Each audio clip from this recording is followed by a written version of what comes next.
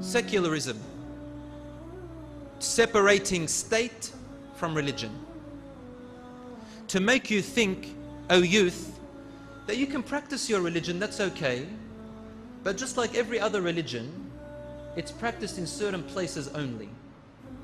Inside the mosque, inside the church, inside the monasteries, inside the temples, but outside, different story. And so you see, really, in essence, you can see it, especially among the young people. They have two identities. The first identity is Bilal and Fatima, and the second identity is Billy and Jessica. They have the identity Bilal with the cap, and an identity outside Bilal with the other cap on the side. Yeah, I mentioned the cap. What I mean by it's just a symbol. The cap is not really something that is everything in Islam. Mainly it's the character and the identity. But what I mean by that is the identity is changed. Fatima with a hijab. Outside, Fatima, different story, tight clothing, and so on and so forth. The whole perception is changed. Embarrassed to show their deen, as though it's just inside. At work I'm another person, at home I'm another person. In the masjid I'm religious, out in the street I'm something else. So this is secularism, teaching young men and women, be what you want to be, do what you want to do. Religion is a distraction. Religion is for the ancient-minded. Islam is like any other religion. It's a restriction. And it's sad to say, wallahi, with great sorrow, that even some religious people make religion seem that way too. We make it look like it's rules, rules, rules. Do this, don't do that. Rules, punishment, sin, hellfire. Why? Why do we do that? This is not how the Prophet ﷺ revealed Islam. My brothers and sisters in Islam, for the youth to be on the right path, we need to understand the youth. Number one, a teenager has hormonal overdrive.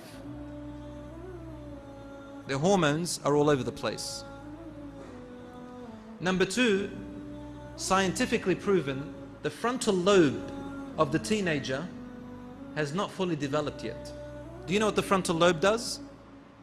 The frontal lobe is responsible for reasoning, decision making, and solving problems. In a research by the National Institute of Mental Health and University of California, they said that the development of the frontal lobe occurs from the age of 4 years old to the age of 21 years of age. So this teenager, he or she reaches puberty at 11, 12 or 13, and their bodies grow, their hormones grow, their temptation and lustful appetites grow, but the frontal lobe responsible for analyzing, reasoning, and making decisions and problem solving is yet to grow. So we must understand that factor in the teenagers and be tender and careful in how we teach them.